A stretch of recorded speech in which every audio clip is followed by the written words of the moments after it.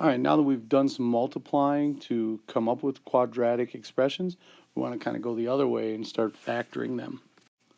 So when we're talking about factors, those are going to be things that are multiplied together. So looking at 6, we could think of 6 as its factors of 1 times 6, because that makes 6. But that's not the only what we call factorization of 6. I mean, we could say that 6 is 2 times 3, and that's another factorization. Same thing with 12. Like 12 is 1 times 12.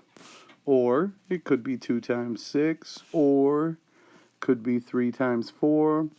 I mean, heck, we could even go further than that because 4 is 2 times 2 and break it up into 3 separate factors. But how do we do that with quadratics? Now, we have a couple of different techniques, and sometimes it just depends on what you see going on in the quadratic. So you want to look at it first. In this first example, it says 3x squared plus 9. Take a closer look at the coefficients and the constant, that 3 and that 9. Then think about the factors. For that 3 could be written as 1 times 3. And for that 9, it could be written as 1 times 9 or 3 times 3. Now we're looking for what we call common monomial factors. Common factors, the factors that they have in common. So when it comes to that 9, I really don't care about the 1 times 9 part. I care about the 3 times 3 part because that 3 and that 9 share a common factor of 3. And what we want to do is factor that by pulling it out in front. We divide that out. So if I were to divide this 3x squared by 3, we pull that 3 out in front, we're left with just 1x squared. And when it comes to that 9, if I divided out a 3, pulled that 3 out, I'd be left with the other 3. So when we factor 3x squared plus 9, it factors into 3 times x squared plus 3.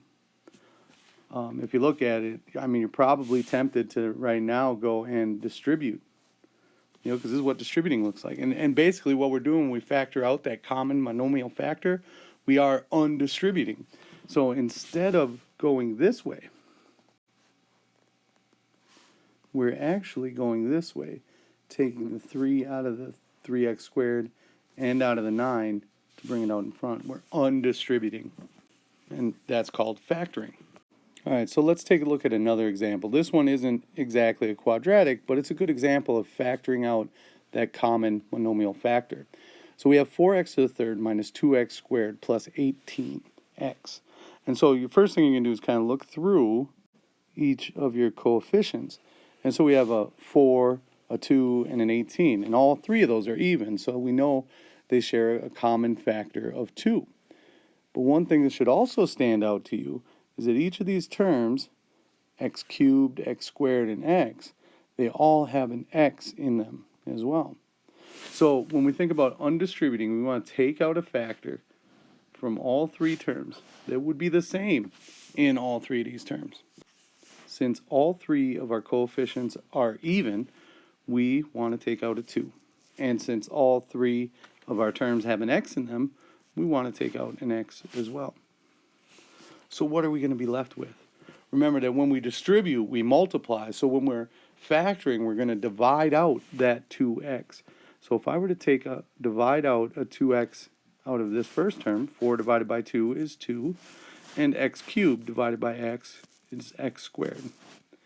When I go to the next term and divide out a 2x, negative 2 divided by 2 is negative 1, so minus 1, and x squared divided by x is x. For my last term, when I divide out a 2x, 18 divided by 2 is 9, and x divided by x is just x. So,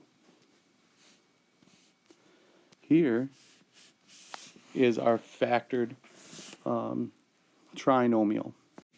This is really the first step that you want to kind of take care of when you're looking at quadratics. Just scan through it and see if there's any common factor that you can take out.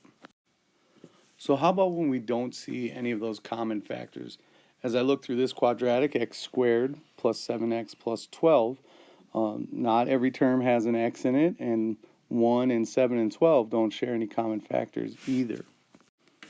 Now, before we get to factoring that, what I want to do is think of a multiplying problem, like x plus 10 and x plus 5. Right? If we were to multiply this out, using that foiling technique, we would multiply the firsts together first. X times x is x squared. Then on the outside, we'd have x and 5, so that's 5x. On the inside, it's 10 and x, 10x. And when we multiply the last together, 10 times 5 is 50. Then we would simplify this expression by combining these two like terms in the middle, and we would have x squared plus 15x plus 50.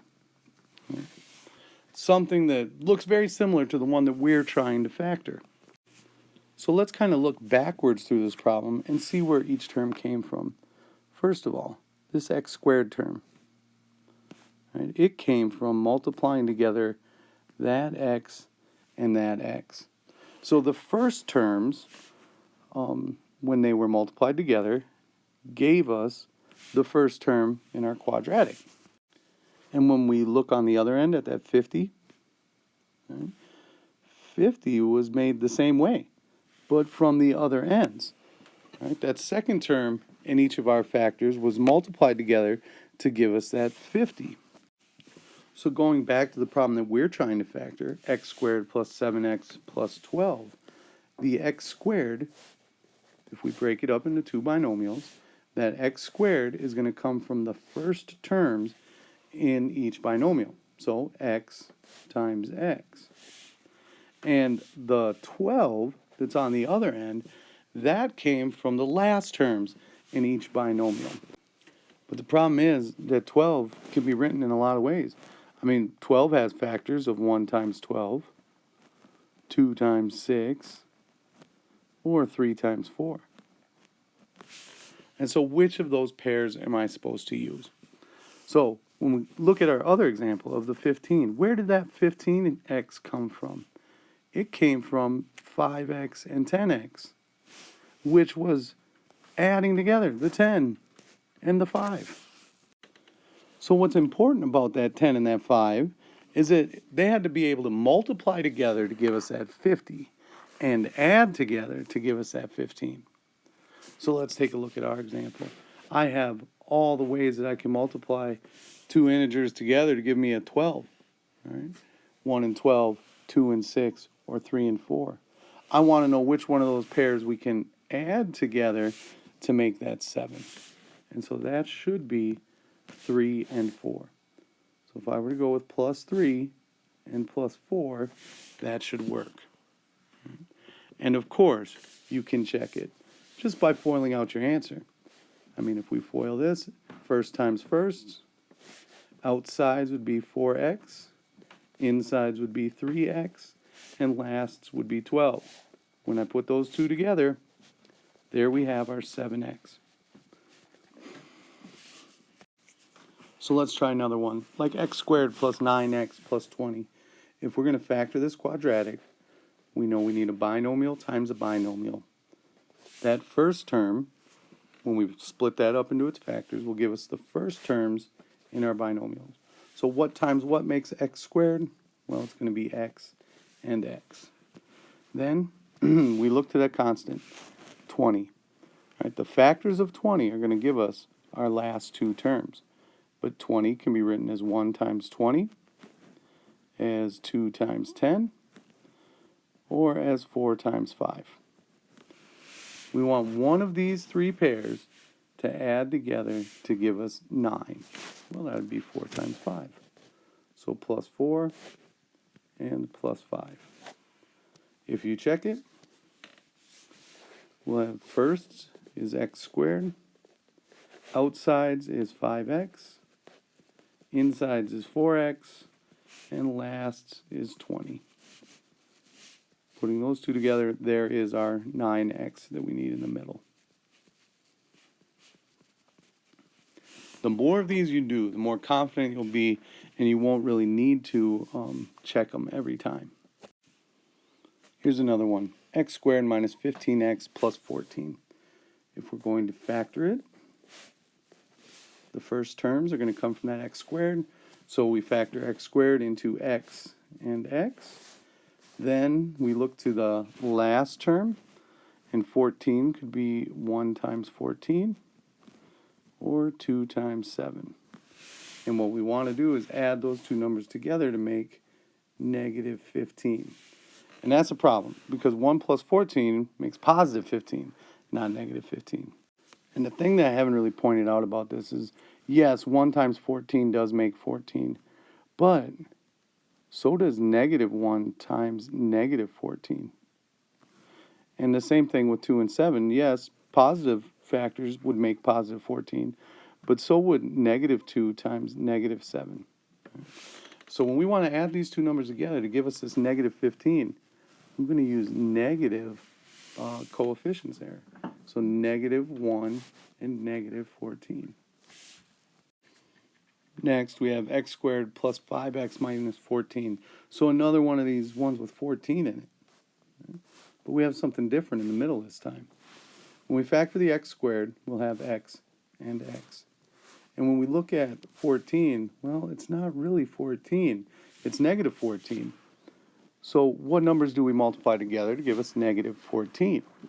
Well, that could be 1 and negative 14.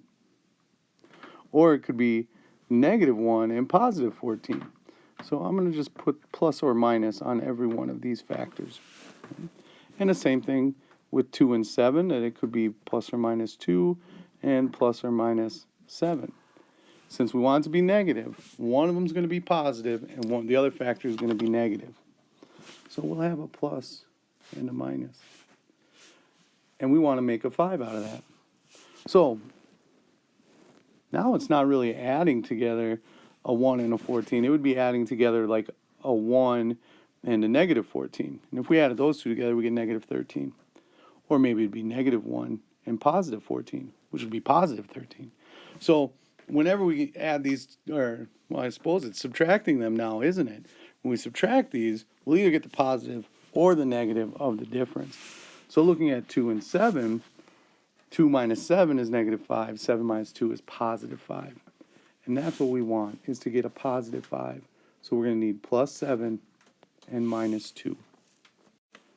Let's try that again.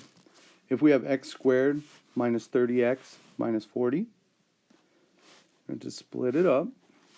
Factor the x squared first into x and x. And then think about factors of 40. We're going to need, it could be plus or minus 1 plus or minus 40. Or it could be 2 and 20. Or it could be 4 and 10. Or it could even be 5 and 8. Now we want to combine these pairs to make a negative 3. Because we have a negative 40 here, we know we're going to have to subtract these two numbers instead of adding them together, because one will be positive and one will be negative. So when we subtract, which of these pairs would give us a 3? 1 and 40? No. 20 minus 2? No, that'd be 18. 10 minus 4? That'd be 6. But 8 minus 5? That would be 3.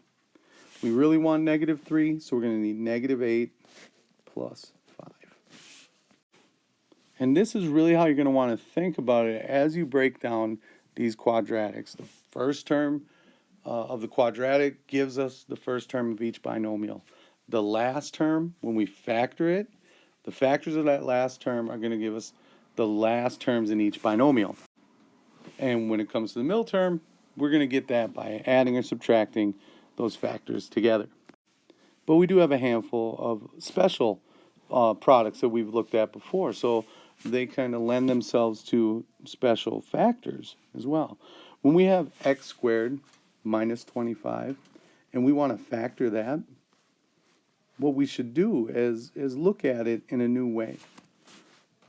For instance, we know that there's nothing in the middle, so that's like having 0 x's. So when we factor it, we can factor it in the same way we were just doing it. We're going to break it up into two binomials. The first terms are going to come from x squared, so we factor x squared into x and x. and we think about the factors of 25. When it comes to 25, that's going to be plus or minus 1 and 25, or plus or minus 5 and 5. Right? And we want to subtract them because the 25 is negative. We want to subtract them so that they make 0, which would obviously be 5 minus 5. To do that, we would need one of them to be positive 5 and the other to be negative 5. Now, really, you should not have to do this middle step when you see these difference of two squares. They're going to stand out to you because there's only two terms. And generally, that first term is going to be a perfect square, last term is going to be a perfect square, and it's going to be subtraction in the middle. That's why we call it the difference for subtraction of two squares. And when we break that up, for instance, in general, if we have, say, a squared minus b squared, and we want to factor that, we will have two factors. The first one is going to be from that first term, a, and the second one's going to be from the last term. Since that's a perfect square, you just take square root of it, b and b, and one of them will be plus, the other one will be minus. Right? This one's going to stand out to you the easiest. It's also going to be the one that you're going to be most comfortable with. So when we have something like x squared minus 49 and we want to factor that, take the square root of x squared, that's going to be x and x. Right? That's what we multiply together to make x squared. What do we multiply together to make 49? Well, 49 is a perfect square. It's going to be the 7 and 7. One of them's plus, the other one's minus. If we have x squared minus 100, break up the x squared into x and x. Since it's a difference of a perfect square, we'll have one is a plus 10, and the other one is going to be minus 10. Now, we also had this other special product, and that was perfect squares. When we took a plus or minus b and squared it, we started with a squared, ended with b squared, but instead of having those two terms in the middle cancel each other out, instead they were the same sign. So we multiplied it together, and we knew that there was two of them, so we doubled that product. Recognizing that when you go to factoring would make this go a lot quicker. You're still going to approach this problem the same way. When we have x squared plus 6x plus 9, you're going to look at the x squared and go, okay, that's x and x. And then you're going to look at 9 and start thinking about factors of 9 as 1 and 9 or 3 and 3. How are we going to make a 6? With the 3 and 3. All right? But recognizing that both of those factors are the same, we could rewrite this as x plus 3 squared. So how about if we have x squared minus 8x plus 16? Factor the x squared into x and x. Think about factors of 16. Well, it's 1 and 16, 2 and 8, or 4 and 4. Which of those pairs is going to make an 8? The 4 and 4 will. So we'll just need to have minus 4 and minus 4 to make that minus 8. How about one more? X squared plus 10x plus 25. Factor the x squared into x and x. Think about factors of 25. That'd be 1 and 25, or 5 and 5. How are you going to make a 10? With 5 and 5. We need a positive 10, so plus 5 and plus 5. And that's how you go about factoring some basic quadratics.